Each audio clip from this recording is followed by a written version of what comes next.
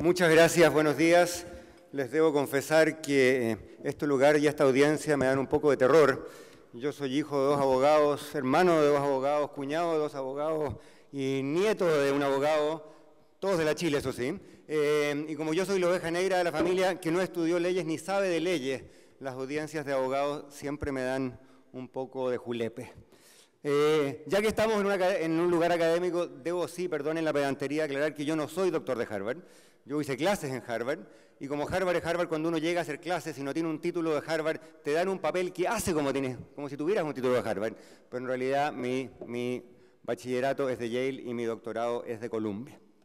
Pues bien, vamos al tema en cuestión. Si vamos a evaluar los méritos y deméritos de una AFP estatal, me parece a mí que uno no puede sino partir haciendo un diagnóstico del estado del sistema de pensiones en Chile y de los desafíos que enfrenta, para así poder responder la pregunta, ¿sirve o no sirve la AFP estatal para resolver los problemas en cuestión? Permítame entonces tirar algunas líneas sobre lo que yo veo como las características, falencias y por lo tanto desafíos del sistema. Una manera esquemática de hacerlo es plantear lo siguiente. Un sistema de seguridad social y por ende un sistema de pensiones que es parte del régimen de seguridad social, existe para dar seguridad en la jerga de los economistas, para aminorar o amortiguar riesgos. En el plano de las pensiones hay 4 riesgos que un sistema bien diseñado debe amortiguar e idealmente eliminar, aunque eso probablemente sea demasiado ambicioso. El primer riesgo es el riesgo de cotización.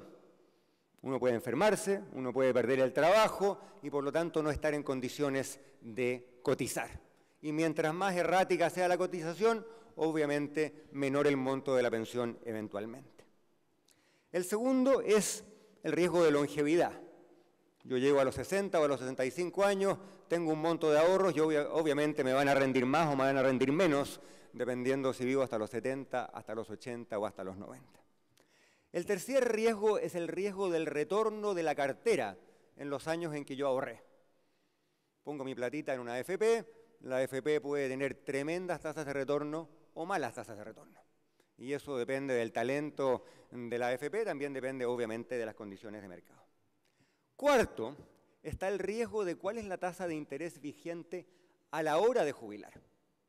Porque yo puedo tener un turro grande de dinero y ese turro me va a rendir más o menos dependiendo de cuál sea la tasa vigente en ese momento.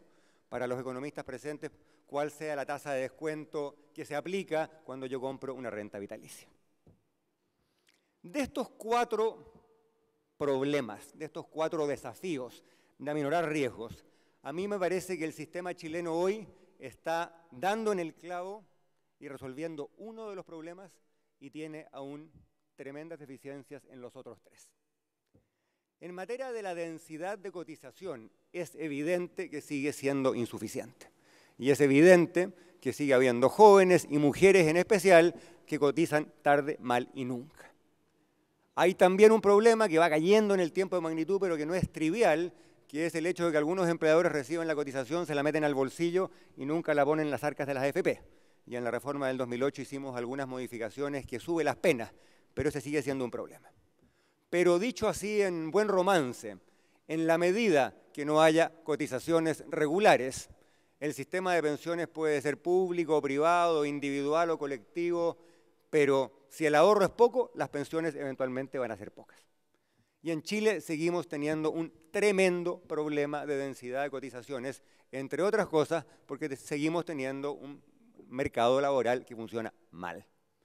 Es un mercado laboral en el cual tanto foco no ha habido en los últimos años, porque claro, cuando el ciclo es benévolo, la tasa de cesantía agregada cae, la prensa se preocupa menos de la cesantía.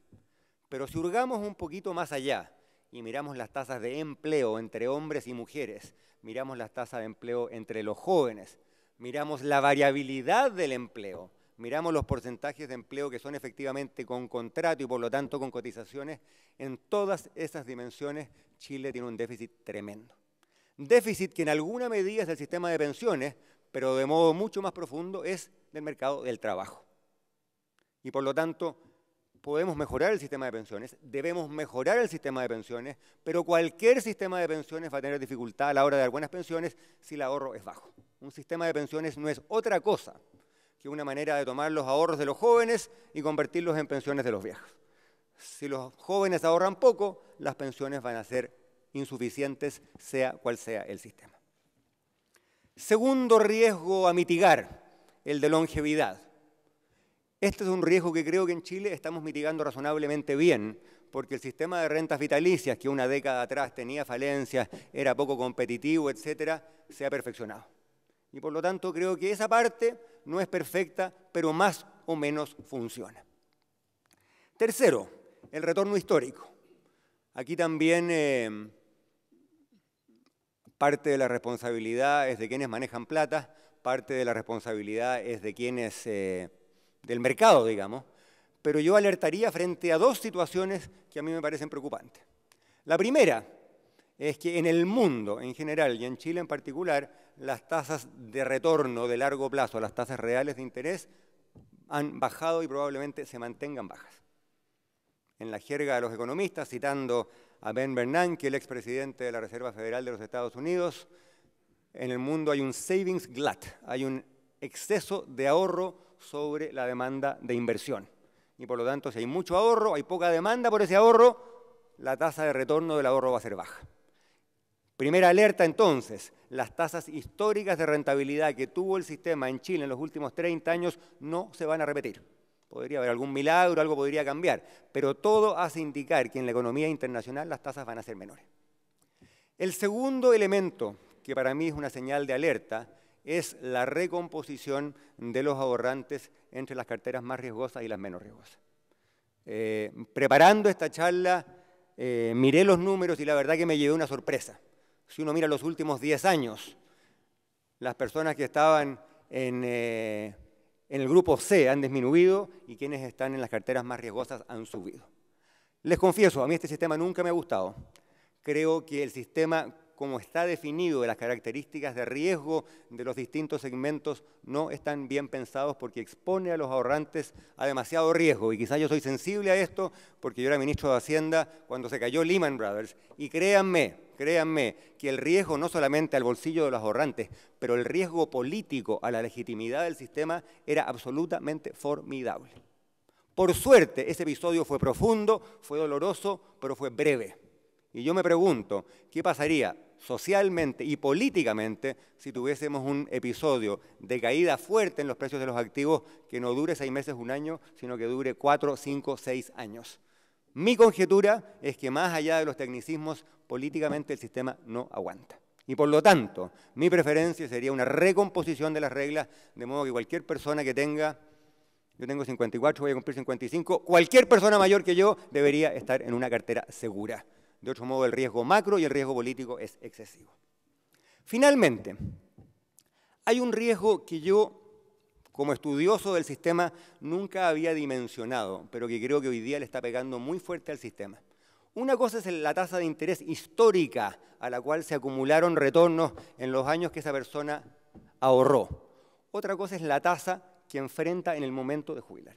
Y ahí hay un riesgo, porque yo puedo jubilar en un momento que la tasa sea alta y la renta vitalicia va a ser jugosa, yo puedo jubilar en un momento en que la tasa sea baja y mi renta vitalicia va a ser muy mala.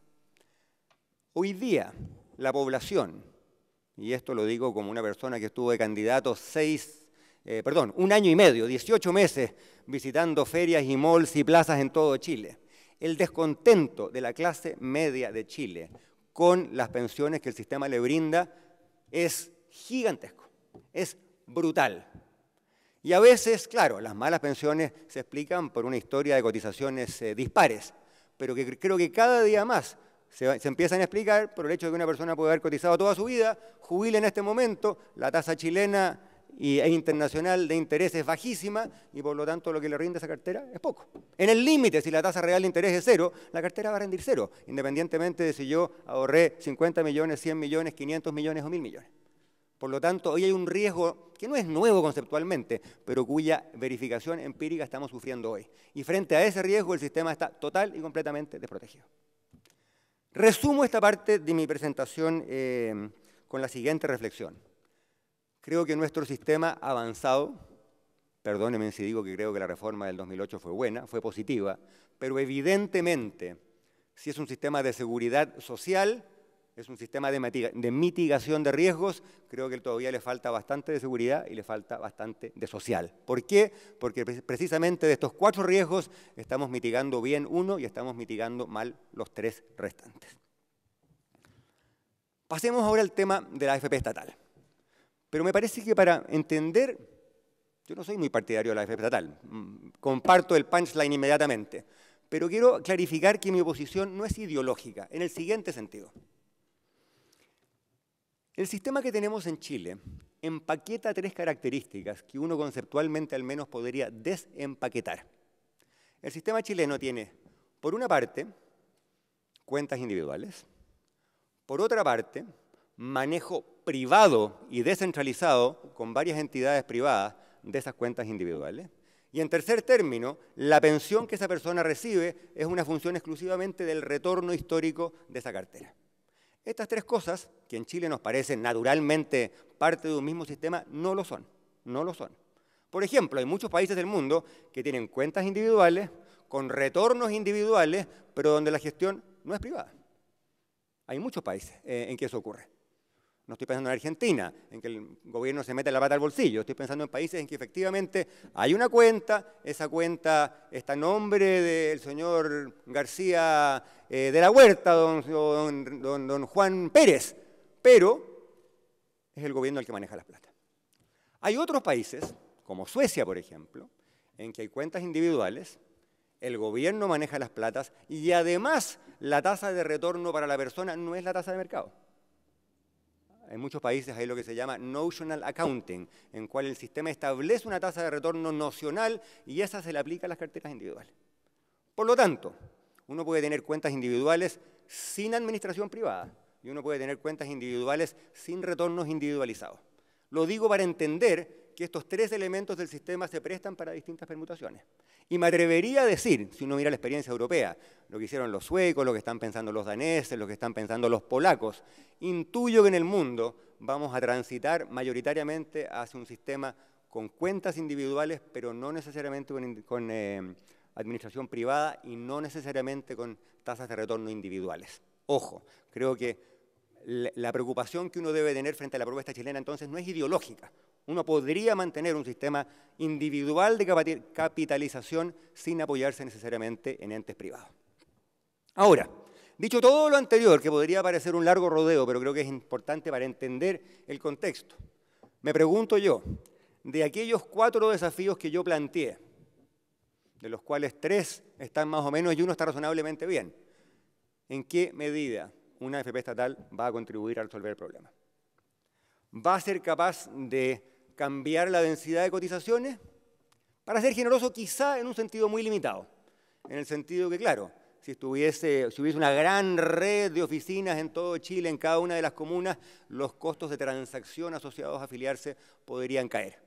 Pero, habiendo dicho eso, hay que hacerse 2 preguntas. Pregunta número 1, ¿son los costos de transacción realmente el impedimento de la afiliación? Sospecho que lo son, pero en una medida bastante limitada. Segundo, en la medida que el mundo transita hacia las tecnologías digitales y que las AFP se pasen, como se han pasado crecientemente los bancos, a un formato digital, la presencia física de una oficina en cada comuna va a ser menos importante. Por lo tanto, desafío número 1, densidad de cotizaciones, la AFP estatal hace un cambio menor, pero realmente no hace un cambio sustantivo. Segundo, retorno histórico. Bueno, el retorno está dado por las carteras de mercado y las carteras de la AFP están muy reguladas. Por lo tanto, si la rentabilidad promedio del sistema es X, yo sospecho que la rentabilidad de la AFP estatal, si se ciñe como debería a las mismas normas de cartera, va a ser X. No va a ser X más epsilon ni menos epsilon en promedio. Y por lo tanto, el tema de rentabilidad histórica no va a variar.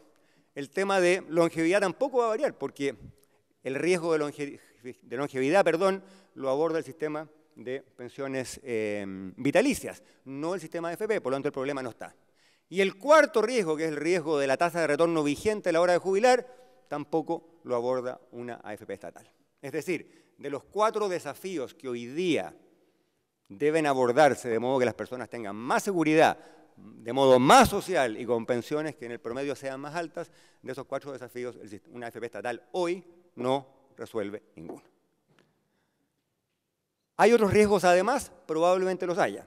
Los enumero porque no soy experto de ninguno de los dos, pero creo que vale la pena discutirlos y probablemente Arturo, como abogado, se va a referir a ellos.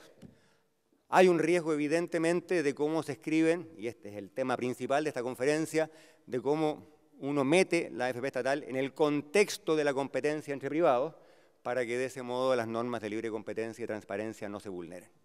Aprovecho de decir que manifestarse en contra de la AFP estatal en esta dimensión no es equivalente a sostener que el sistema tiene toda la competencia que debería tener. Para nada. Al sistema le falta competencia. Y paso a la visita inmediatamente de cuál es mi fórmula preferida, que el doctor Pérez Maquina se nos puede desmayar. Yo pasaría a todos los chilenos a un sistema de licitación obligatoria. Que el sistema que hoy día tenemos para los afiliados jóvenes y cubre hoy día, ¿qué? ¿Como 40% de los afiliados más o menos? ¿Cuántos son? Los que llegaron al sistema actual por la vía de la licitación de cartera. 1.300.000. ¿Pero como porcentaje es? ¿Sí? No, es más. Bueno, si es así, fortalece entonces mi punto. El sistema de licitaciones a los afiliados nuevos les ha bajado el costo de estar en una AFP tremendamente, tremendamente. Pasamos de cotizaciones que eran más del 2% del salario mensual a cotizaciones que en el caso más bajo rondan el 0,4, 0,5 o 0,7 en el otro caso. Y por lo tanto, eso a mí me revela que la competencia trae y puede traer una baja sustantiva en el costo de administración de cartera para los afiliados. Mucho más efectivo que un ente estatal sería la licitación general. No en un gran paquetón de 8 millones de afiliados, pero uno puede imaginarse una fórmula gradual en que grupos de, no sé, 500.000, por ejemplo, vayan ingresando al sistema. Creo que si el problema es la competencia, esa es la fórmula preferida, al menos a mi entender. Finalmente, hay un tema de economía político que no es despreciable. Cuando alguien cuenta con abultados caudales para que esas platas se administren bien y sin conflictos de interés de ningún tipo, la institucionalidad necesaria es muy rigurosa. Doy un ejemplo de mi experiencia. Cuando armamos el Fondo Soberano Chileno, el Fondo de Reserva de Pensiones y el Fondo de Estabilización Económica y Social, en la Ley de Responsabilidad Fiscal del año 2006, uno de los grandes dolores de cabeza, una de las grandes preocupaciones que teníamos, es que nadie nunca vaya a agarrar un peso de esa plata y utilizarla con fines políticos, por ejemplo. Y por lo tanto hay un sistema de administración fuera del gobierno, hay un comité asesor con personas ilustres, en fin, hay una serie de cosas que garantiza el buen manejo de esos recursos. En una economía inestable, con un sistema político crispado y cada día menos efectivo, el riesgo de presiones políticas está ahí. No digo que ese riesgo sea absolutamente imposible de evitar. Subrayo sencillamente que si se va a transitar en esa dirección, las reglas del juego y las instituciones tienen que ser muy rigurosas para evitar cualquier mal manejo. Muchas gracias.